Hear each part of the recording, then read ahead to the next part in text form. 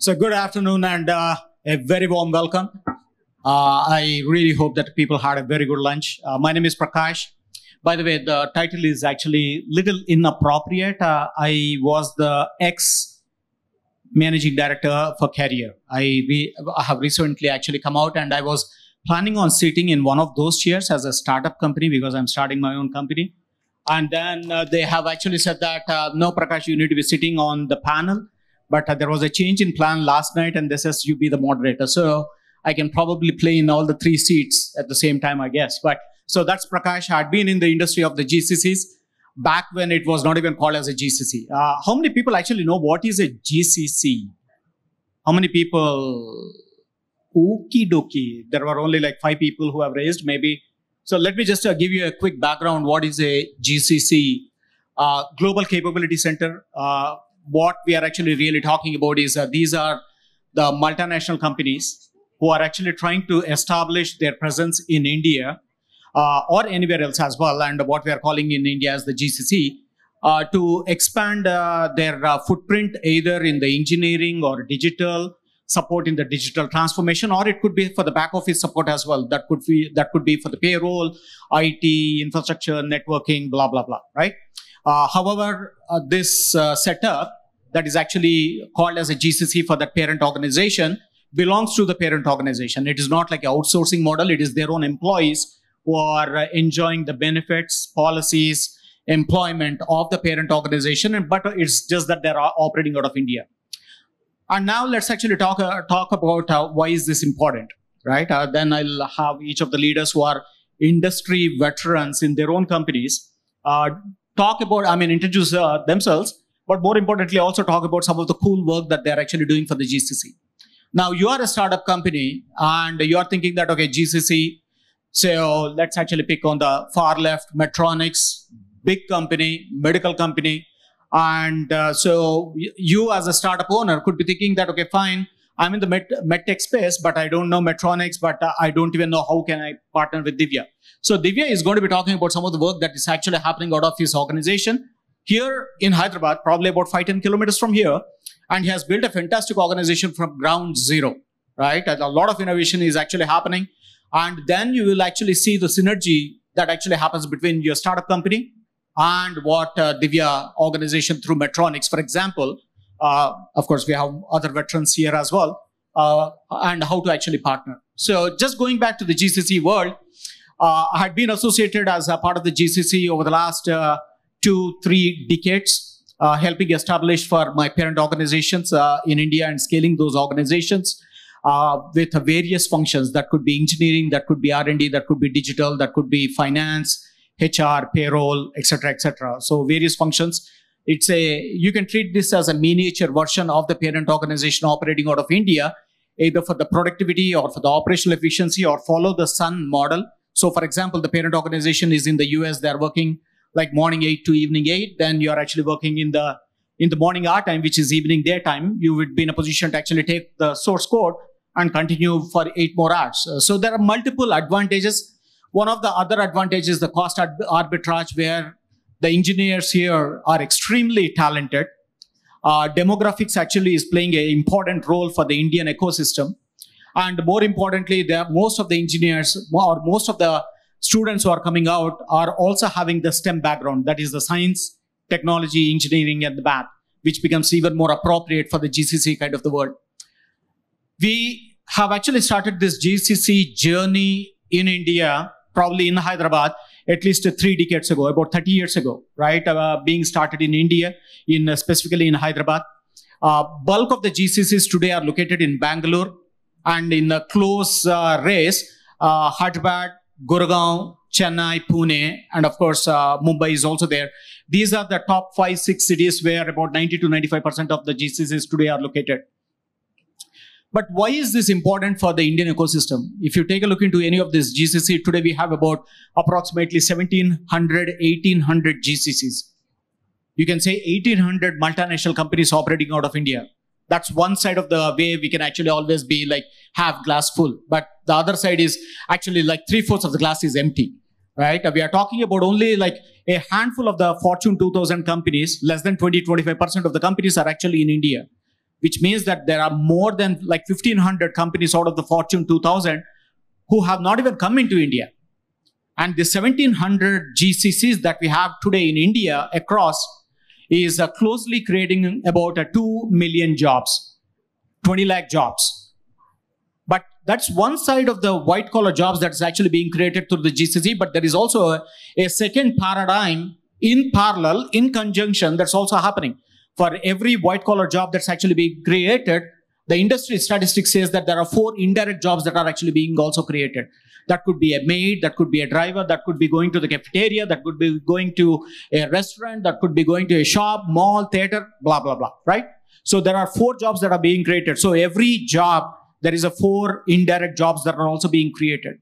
Today, we are talking about $65 billion export revenue from this GCC alone, and half of that is coming from the ER&D kind of a space.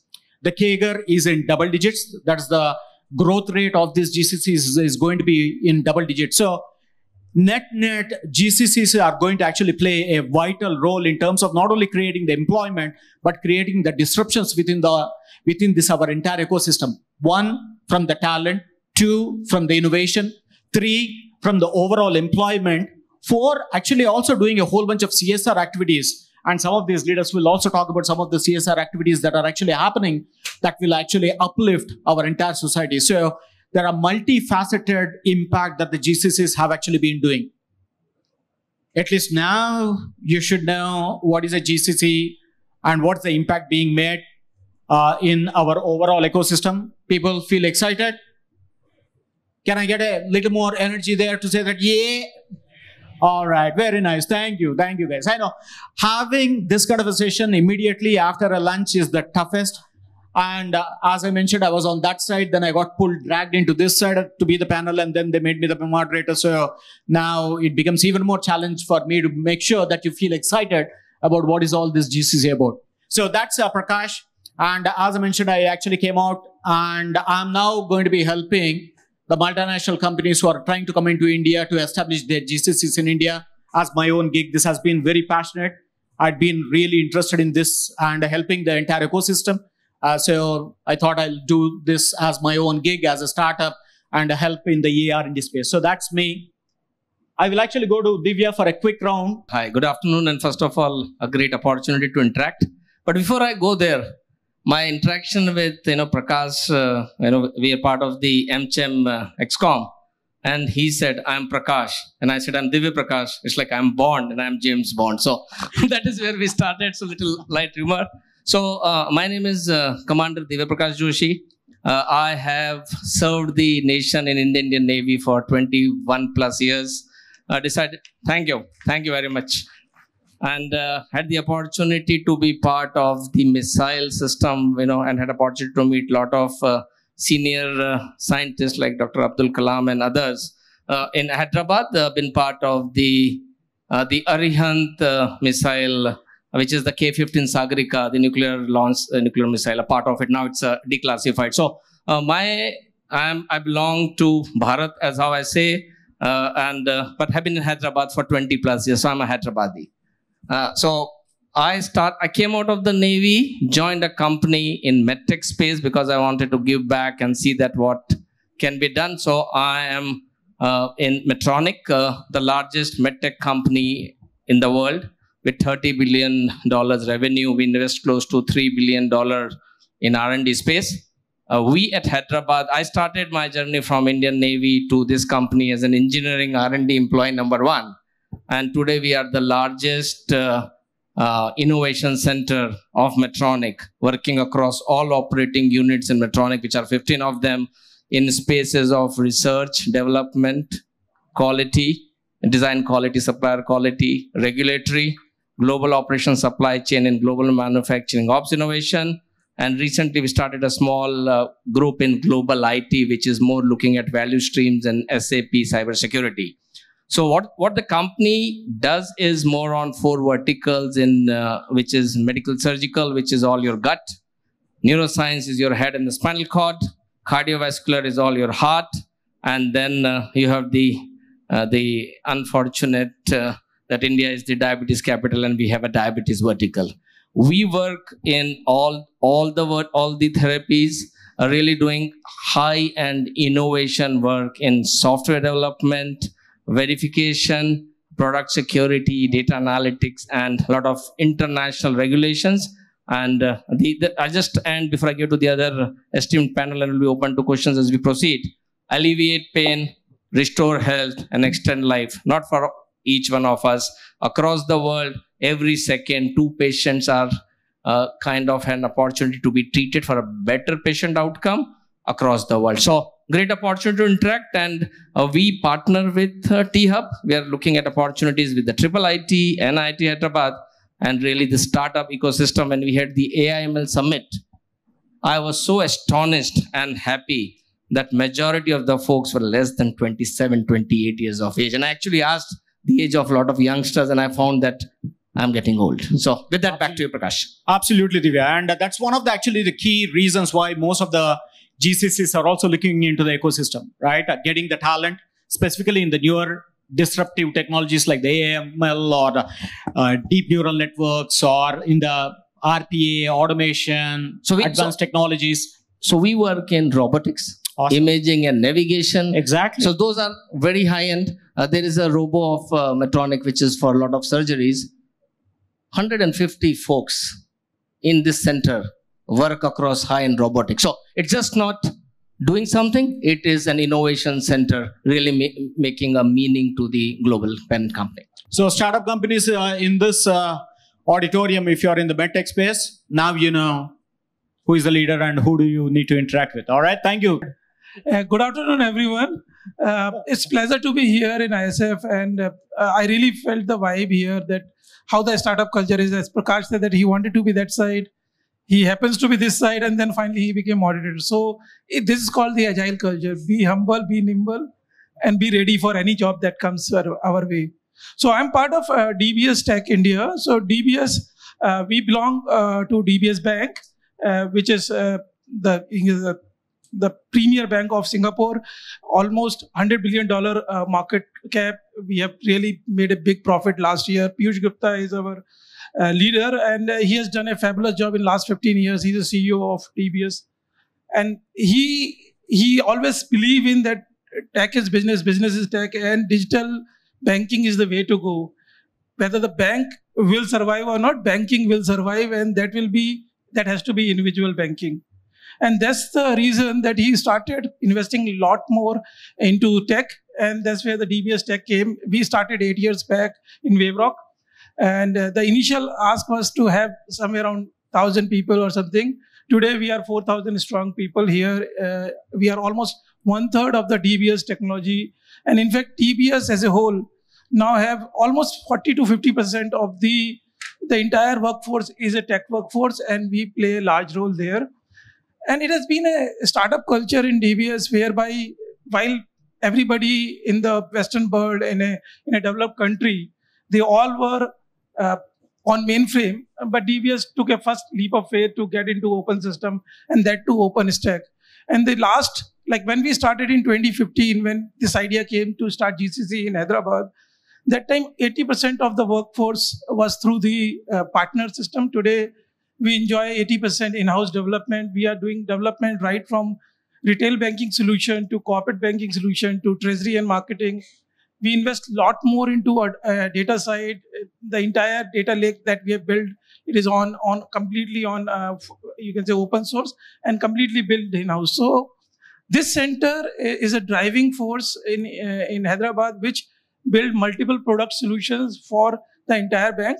We have 5 core countries now. DBS has taken ELVB, Lakshmi Vilas Bank, in last 2 years, and it is a fully owned subsidiary now here. We have 600 branches.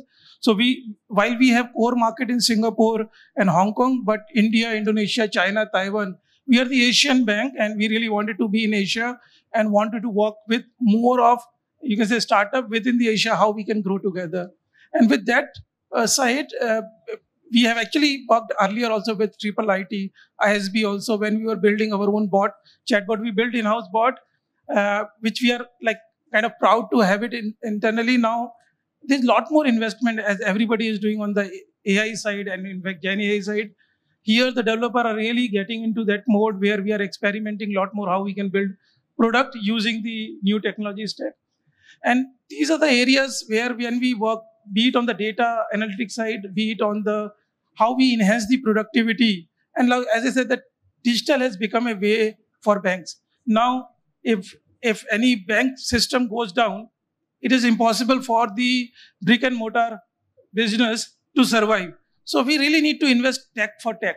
So now the time has come where we are also automating a lot more, you can say, development processes, monitoring processes on the observability side, how we can invest on this. I think that's our core area. And as I said that most of the product that we are building now for the bank, we are building with the mindset that one day we can even have a competition where we can collaborate with other banks, other financial services, where we can actually provide our solution. And Hyderabad has actually played a large role in that, because now, as I said, that we are 4,000 people, almost 3,500 our POM staff, and all of us work as a startup whereby we really feel that how we can add more value to DBS. And actually, even yesterday, based on our interaction, SMBC Bank, who really wanted to start their development center now, they visited us. So we are becoming a reference point. And yesterday only they came to our office and they wanted to say how they can start the ecosystem here, because the Japanese bank now looking India as a place where they can also build their GCC. So I think the success of GCC, as Prakash also touched upon, while we are still, you can say 10 or 25% GCC we have covered, I think if we can grow here, the chances of you be part of our journey will be high. And as I said, that for our side, it is more on the data analytics side and on the how we can automate the entire DevOps process is what we are investing now. On domain side, anyway, we are covering quite a bit. So that's about us.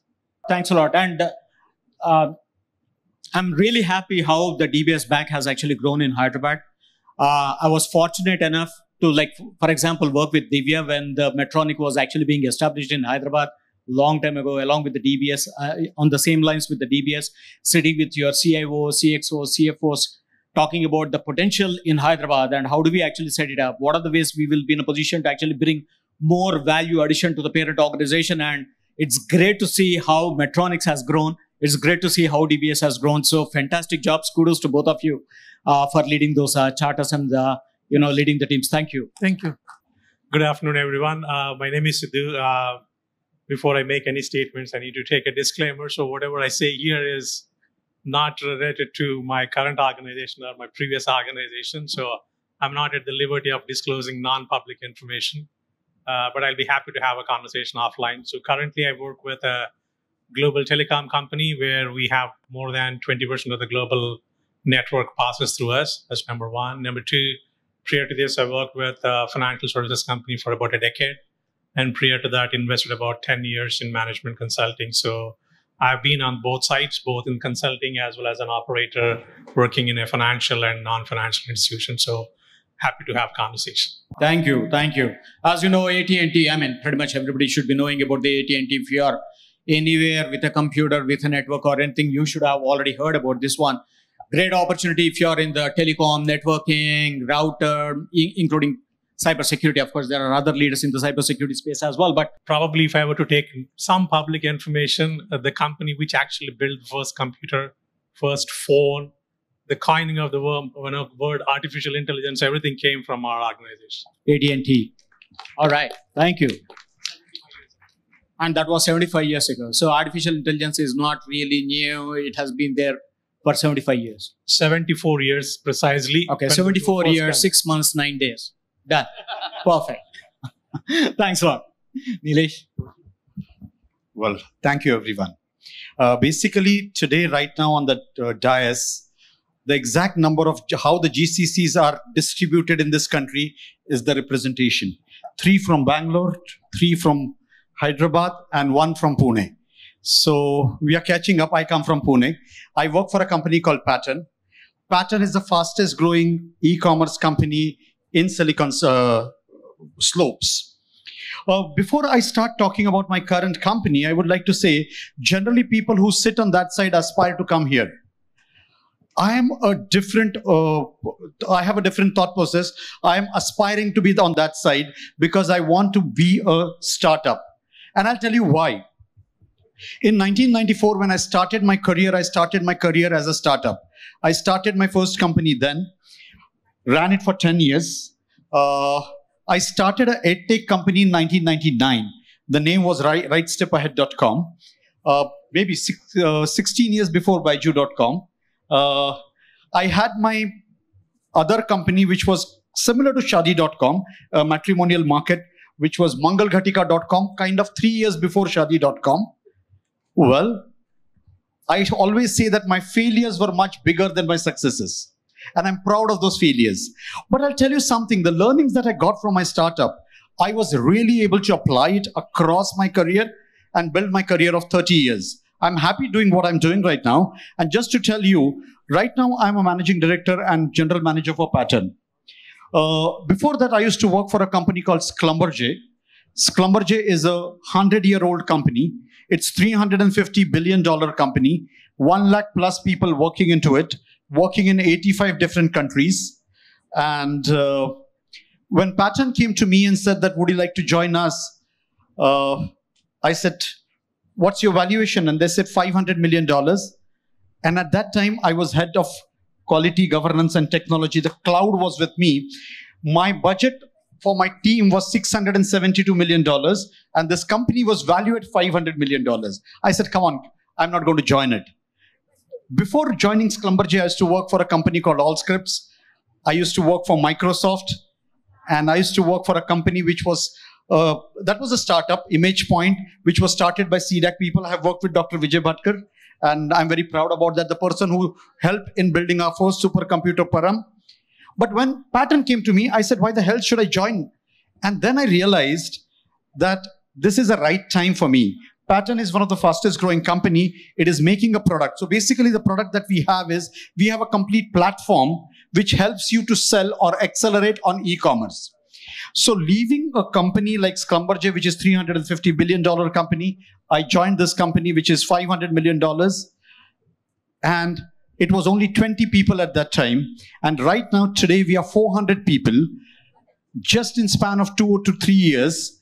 And by the time I come next time to Hyderabad, we would be 700 people. It's not only about number of people, but it's also about the revenues. So we have the revenue of $1.8 billion. And we are growing at a very fast speed. Of course, e-commerce is the fastest growing domain right now. So I understand the startup world. I understand the scale-up world, which is a company which is cash positive, but having a startup culture. I have a GCC world, which is a grown-up company, completely a mature company. So that's the reason I say I aspire to be sitting on that side, because once an entrepreneur, always an entrepreneur. Thank you so much. Hello, everybody. So this is a wealth of experience over here. So I'll try to add a perspective from my side also. Everybody is able to hear me, right? Just wanted to make sure. Yeah, thank you. So similar to Sidhu, actually, like there are certain things that I cannot disclose from a company perspective, but I'll try to be as abstract as possible. So a little bit about my background, and then we'll get to what I currently do, and a little bit about the organization as well. So I'm an engineer at heart, of course, with an IIT background and then an Ivy League background. And after that, like tried my hand at different types of technologies across different types of business domains, finally landing into the financial services domain. I've worked with a couple of GSIPs already, currently also with the GSIP. And probably I will focus on, and at the same time, I'm also currently actually like a part of a core leadership group for a foundation called as the Quality Engineering Foundation, which is actually the aim of that particular foundation is to actually bring together the global engineering community, especially quality focused, and make sure that we can actually collaborate, innovate, and empower each other in this testing times as well. Of course, my focus is not going to be on that today. It's going to be my experience with some of the organizations that I've worked with.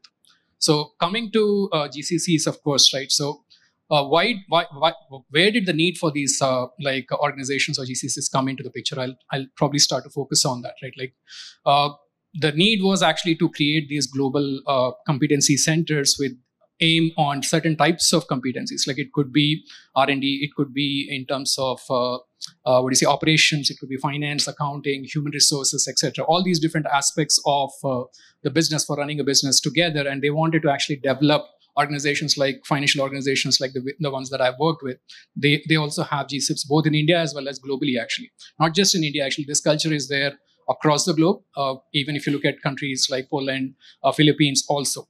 And off late, I think they're actually taking a mix of both sides of the coin, not just focusing on one country, but they're actually distributing their GCCs across different countries. Of course, they have their reasons for that. Coming back to some of the things that I personally feel we can do better, that's what I would like to focus on, because we have already talked about what GCCs do.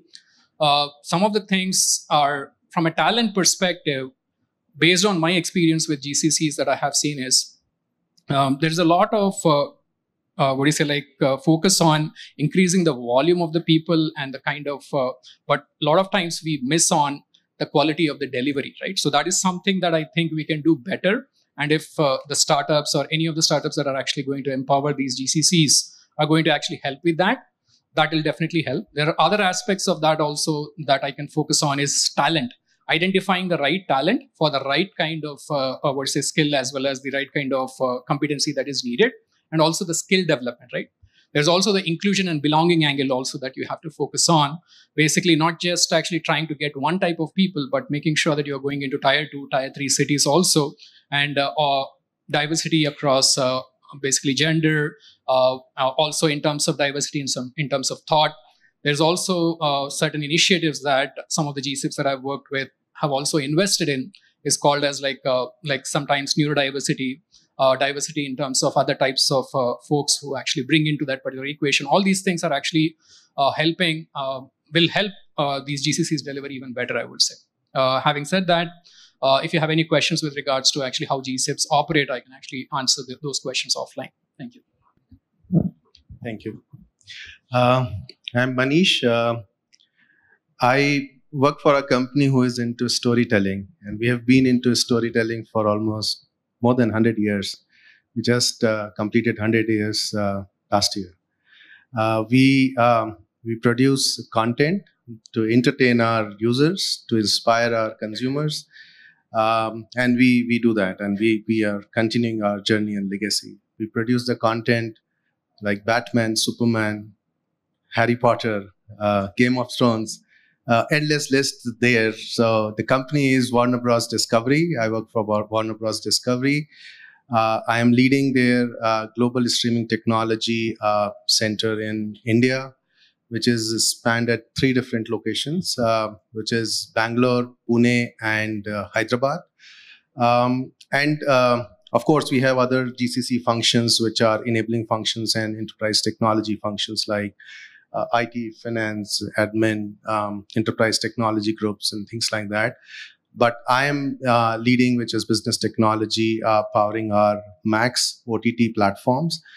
And the purpose of setting up the GCC in India was not really to set up at a low-cost center.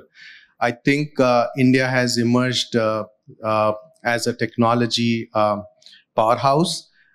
We are a country of having 800 million plus internet users. The kind of data and the traffic we are generating, which is unheard of globally. You might have seen various sporting events happening and breaking the record of concurrency every year. And that has unlocked the immense talent in the country, which is in around machine learning, around data, around building the scalable systems and the platforms, low latency, high concurrency systems. So I think our idea of building the innovation hub here in India, which is powering our Max OTT platform, is to leverage the immense talent we have in the country. And that is the reason we have set up our center at 3 different locations. In Pune, primarily because of the acquisition of the company. So our GCC is not only enabling function. We are, and as Prakash was mentioning, it is all about innovation. It is all about creating value for the business. We acquired a company, and whole of advertising platform is completely driven from Pune. I mean, we are running that platform. And in fact, we filed our first patent out of Pune, which is around advertising, and that too in the last 2 years. So our GCC is pretty new in the country. We started during COVID. Since then, we have been ramping up in different functions. So advertising is one. We developed the player which is catering to more than 60 to 70% of the global traffic out of India.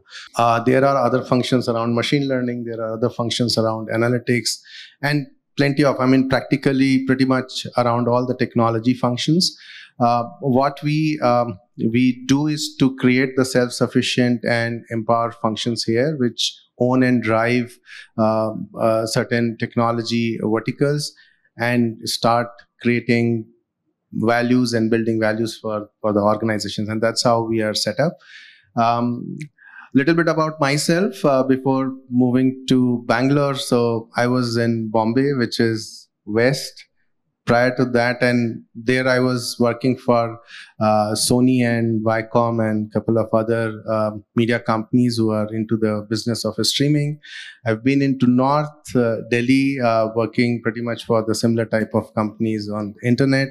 So as Div Prakash mentioned that he has been into Hyderabad and Hyderabadi at heart, I see myself, and I've worked in Calcutta as well. So I think I've pretty much covered all North, East, South, West. So I can say I am Indian at heart. I've worked pretty much across all the four sides of the country, and yeah, and happy to work with you. And just to add on the startup side of it, we pretty much work with academia and the startup ecosystem, because we feel that some of the talents which is not available to the enterprises like us, because that's a core domain expertise. And what we feel that some of the areas which are around business technology, the guys who are talented and niche in that area, they've started their own companies and they are pretty much domain experts and SME in that area.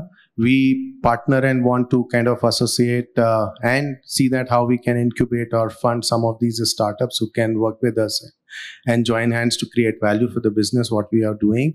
We've already tied up with one of the academia in Hyderabad, and we are already working with them to on one of the research problem around the speaker diarization, which we want to solve when it comes to the captioning and subtitling. So I think a lot of work is happening around research, academia, and with the startup ecosystem, and happy to have the conversation offline if that really helps in any of the startups or anyone here. Yeah, thanks. Thanks a lot. Thanks, Manish. This has been fantastic. Leaders, including the entrepreneurs in this particular room, you have actually seen the kind of the expertise and the kind of the work that each of these veterans through their organizations are actually doing. This is very, very important for us, right? And now if you are now getting into the shoes of the entrepreneur, or if you are getting into the shoes of the startup where most of the people are here, they actually bring a lot of value. They are bringing disruption. They are bringing innovation. They are bringing technology. They are actually thinking about places where, though we are veterans in our own space of the GCC, we have our own blind spots. We might not be in a position to see them or move at their speed. Absolutely. We have our own policies, what we can speak, what we cannot speak. We have our own in terms of what we can do, what we cannot do. There could be a 10 different, 100 different approval process before even, say, $100,000 has to be invested. But that's not the case with a startup. Boom, the CEO actually or the owner actually decides at 9 a.m., 9:01, the execution is on. It better be on, right? That's the speed that they can actually bring in. So now, leaders, you know the strengths what the startup companies can bring it to you. And you know how your organizations are actually operating, right? Precisely and concisely, I would request if there are any specific examples, I don't want to do it as a round robin like I go with each one of them, but if there are any 2 or 3 examples that you can quote in terms of, hey, you know what, this is the gap that we have actually seen within our organization, and this is how we filled that gap in our organization through a startup. That could be a research work, that could be a solution, that could be a product, that could be anything. I don't know, right? whatever you can share, because of course there is a lot of confidentiality, blah, blah, blah. So I do respect all those things. But if there are any specific examples that you can actually talk about what exactly was the lacuna gap that you had within your GCC and how a startup was able to fill that, it will be very useful for the startup companies to start thinking on those lines if they have not already thought it through, and then they would be in a position to connect. So anyone here, please. I mean, without taking much, private details, I can speak to it. When I was working for financial institutions, obviously every financial institution will also have investment banking arm too, right? So one of the areas was particularly in cybersecurity, the importance of timely threat intelligence is very, very key. And then the threat intelligence comes from various sources, and it is not easy to assimilate, correlate, and have a comprehension around what intelligence is relevant for your organization in terms of vulnerabilities, right? So my previous, experience was one of my prior bosses has looked at it and then looked at very unknown kind of a startup those days, which was probably around 10 years ago, and which became probably now one of the top 1 or 2 cybersecurity firms today, which is public. But he called in, we had conversations, and we used their threat intel feed for us to analyze how we are looking at from our organization standpoint. And incidentally, when they were going public, we actually ran the book for them and we made money on it at the same time too. So that is one thing. It's not necessarily from a GCC construct standpoint, Prakash, but it is from a broader, mothership, right? That's one example I could tell. And the other one, potentially, that we could see right now with whatever is happening in the last year plus on the so-called, generative AI, right? Every organization, each of us predominantly over maybe 50, 60, 100 years, some of us more than 150 years. So the amount of data, that insights, and the kind of inability probably not the right word, inability, but the timely ability to have an insight that either can be monetized, or either the risk can be reduced, or maybe a better decision making can happen. And these 3 common use cases are for every industry, every sector, whichever you take it. As long as, we were talking about some of the people that just now Manish mentioned, that these startups are their own business domain expertise people.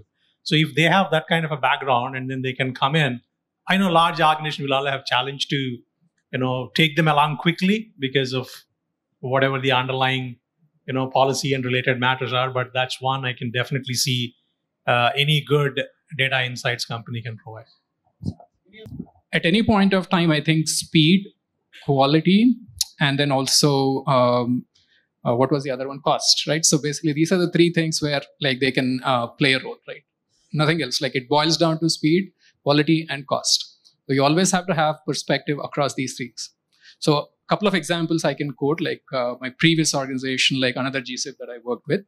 So it ventured into consumer banking side of the things, actually. It was never into consumer banking, but they had a very aggressive, timeline in terms of getting into the consumer space. So buy versus build kind of a concept over there at that point of time. So there were certain things that they were willing to build on-prem, customize it to their needs. But at the same time, they were also willing to actually get some capabilities from outside as well. One of the capabilities that I can name is basically when it comes to it, even though it was a small capability, but it is a startup that actually played a big role over there, was with regards to managing your the way you actually deal with your mobile SMS and OTP related kind of things, actually, right? So that is one place where we actually tied up with Twilio, right? So to actually deal with that as well. There was also another place where we actually took the approach of actually buying a startup also, like for example, to get that capability integrated into the ecosystem. So those capabilities built in-house, actually, right? So they decided to actually go to a startup to actually integrate faster. So again, what was the reason for that? The speed of basically getting those capabilities integrated into the system was the driving factor over there.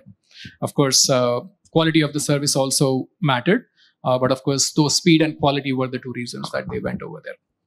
So basically, I'm going to talk about the example of what we did in Patent recently. And this is example of Patent started in 2013, and we were growing, and we were taking some different steps for it. And there were two instances where we really wanted to take this decision, and I'm going to talk about that. Patent is an e-commerce company, but when we started, our CEO and our CTO, they were looking at the entire e-commerce industry through technical glasses. What should we do to enhance through the technology? So the entire conversation used to happen on technology. But after running it for 3-4 years, our CEO realized that there's a lot of creativity that is required in this business. And they wanted to hire some creative people. Now, a technology hiring a creative people is a very funny scene, right? People who are most logical are trying to find out people who are most artistic. It didn't work out. And then they decided that instead of really looking out for people and building the in-house team, they went for a startup, which was called Enlisted at that particular time. The owner of that particular startup had the vision on a creative side, which was a big time. And we went ahead and bought that particular startup. And Pattern, which was leapfrogging, the growth was there. We started doing pole vaulting because that was a huge gap. So a startup coming into a growing company can really do a pole vaulting and not go on a frog leaping kind of a thing. And we did this 3 times. There was another time when we really look at our books, and there was a software which was for digital asset management or product information management called Salsify. The kind of money that we were paying to them was so huge, and we wanted to be fiscally very prudent about what we do. Of course, everyone has to be. And then we decided that if we really have to be prudent here, we went ahead and bought a company called Amplify, which was similarly working on, but we got the industry know-how of DAM and PIM. And again, there was one more pole vaulting, and that product now we are also coming up as a SaaS product. So I think startups coming along with this GCCs are really helping big time for us to do the pole vaulting. Awesome, awesome. I think these are extremely important, right? I mean, not to give in one-to-one kind of a comparison, but treat a GCC like a huge elephant, and maybe a startup like a nimble rabbit or any other smaller, agile kind of an animal. I think there is a value addition in this entire ecosystem. What an elephant can bring, a rabbit can't bring, and what a rabbit can bring, an elephant can't bring it to the stage. But then, if I were to be actually getting into the shoes of a startup who wants to really partner with the GCC because I have a fantastic idea, I found a gap in your particular product portfolio, and I know that my solution can fit in. If I were to be a startup, one of my questions that I might have, or one of my concerns that I might have, is that saying that, hey, you know what? These guys are so big. If I come out with a particular idea or propose that idea, what is the guarantee that they'll say that, nah, this idea is really bad, but they can turn back and in a flip of a second, they would be in a position to do it by themselves because they have the armies and tons of money to actually do that. So now, going back to the startup ecosystem, as GCC leaders, how can you actually say that? Of course, you are ethical, you are compliant, you have the policies, you have the NDA, you have the legal, you have blah, blah, blah, blah. But is there anywhere else that you would be in a position to say that, you know, hey, trust, or how do you make sure that they feel comfortable? Divya was ready, so Divya, over to you. There is a plethora of startups that I've seen working in data, software application. But there is always a dearth of GCCs actually working on a device or more like. So what we say in Medtronic is what we diagnose, we treat. And therefore, a lot of startups that we work through the T-Hub, they present. And what I do with my team is connect to the global operating unit or the business unit to see is there a value. And if there is a value, what can be done secondary. Awesome. Startups, I'm hoping that you're actually hearing this. This is going to be how, not just, Divya is talking about a Medtronics or giving an example of one GCC, but this is how most of the other GCCs could also be operating. So Please make a note of that. Thank you. Please. And one more point is, as you go to a lot of these summits like the AIML summit, the BioAsia, which happens, I'm talking more from pharma, life sciences. You meet people, you get an idea, you connect, and then call them over and have a discussion without any guarantee of any funding, any guarantee of accelerating or taking to the pipeline. But if it's to a stage that it can go and make a difference, it is great. I'll give an example, and before I hand over back to you, Prakash, is being from the armed forces, and I was going back in endoscopy. There is a product that Medtronic has known as the Pill Cam Genius, which is all AI, ML, and all. You swallow the pill in the morning, comes back out in the in the next day morning. It takes all the images through your various digestive tract. There's a programmer, and it gets, and then the clinician is to get a lot of data. They will see, and this is basically to look at polyps before the colon cancer, right? Before you go for colonoscopy. Now it is so data, their AIML has done so much that the clinician gets only 6 inferences and can get just one saying, this is what it thinks, what you do. So a clinician, an engineer, which can be a biomedical software, and that track of the patent for that is from a company. Originally, the engineer who is now in part of Medtronic was a missile engineer working for Rafale missile systems in Haifa, Israel. So it can happen that startup has an idea. So I'll just say for the folks who are interested in healthcare, medtech, life sciences, what is the disease state? What therapy can be delivered? What technology is being used or can be used, or you got a better idea? For that technology, your own in-house modifications or in adjacencies, and then what functionalities comes, and then comes the software part of it. So awesome. All this digital, for me, is very helpful, but it comes at the other end and not at this end. And both are equally important. Absolutely.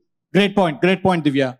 Anything from this side? Yes, please. So I think at Warner Brothers Discovery, we feel that the startup ecosystem, research and innovation is part of the culture, which is included in our guiding principles, which is like dream it and own it, right?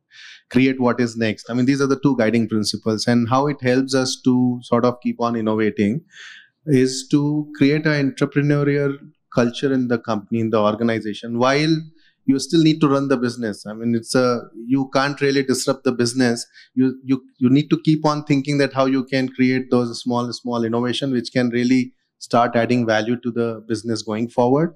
So we create a small teams and the center of excellence within the GCC. They start working on a problem. They start solving that business problem. And that is what I was earlier mentioning, that the first patent came out of our Pune office, which was around advertising, right?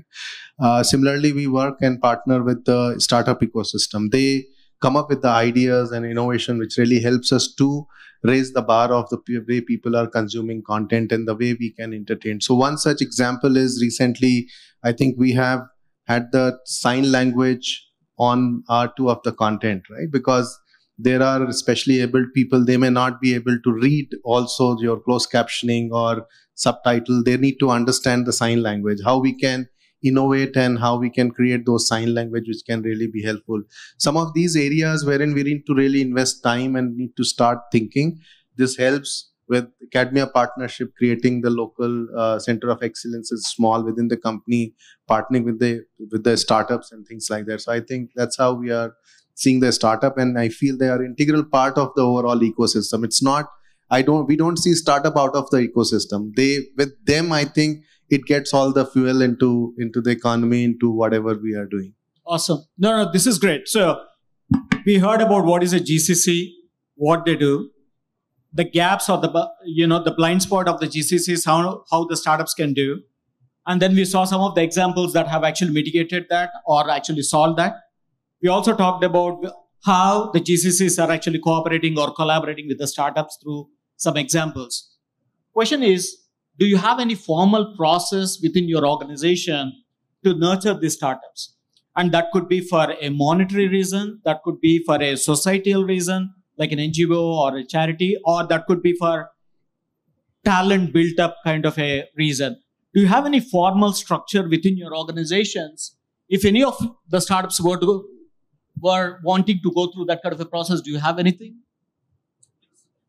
Maybe from a CSR standpoint, I can speak to it. For example, AT&T for the last probably 7 or 8 years, at least in the couple of states that, both Telugu states, an idea came from probably a couple of individuals, and then worked with one of the best known eye institute in the world, which is LV Prasad Eye Institute. They've done multiple things. One is actually looking at literally about 10,000 high-end surgeries for patients who can't afford the surgery. That's one point. But the amount of collaboration required for LV Prasad Institute to pipeline these patients and make sure that the scheduling is done and the funding is done, that's one part of it. The second part is actually, with the same idea, helping the healthcare institute to innovate, to identify a potential future eye issues from the homes of the villages. That something is being funded, which is going to be an innovative product that people could use. Of course, there are other AI solutions that are available, but it is, as I said, it's not just relevant to the business, but even from a corporate social responsibility as well. Yeah, Hi. please, Manish. Yeah, Prakash, if I want to add few things, like I said that DBS Tech is a technology arm, but DBS Bank is also here, which DBS Bank India Limited, which is wholly owned subsidiary, is the first multinational bank who has a wholly owned subsidiary in India, and we have 600 branches. So one of the things, like what we are looking as part of the impact beyond banking, even our CEO has committed a $1 billion for next 10 years to invest in the area of where we can go for the underprivileged side, people for the needy, where we are actually connecting with these startups who work on the financial literacy, who work on taking care of the people with you can say aging, and how we can help. So there are multiple stories. You can even go to our site DBS Spark, where you can really see that how we are actually connecting with the ecosystem partner who are really making an impact into the society. And there is a huge amount of funding is there. While we, from a CSR side, all of the GCC invest, our vision is more on the sustainability side, more on the financial literacy side, and for the, you can say, aging population across Asia and India. Also, we have a good presence, and we are working with the startups there in the area of when they're really making an impact into the society. So that's the other way we can connect, not only on the technology side, but also on the well-being that they are taking care in the society, and they want to work with us on that area. So that's also there. To stay informed about the startup ecosystem, subscribe to My Startup TV.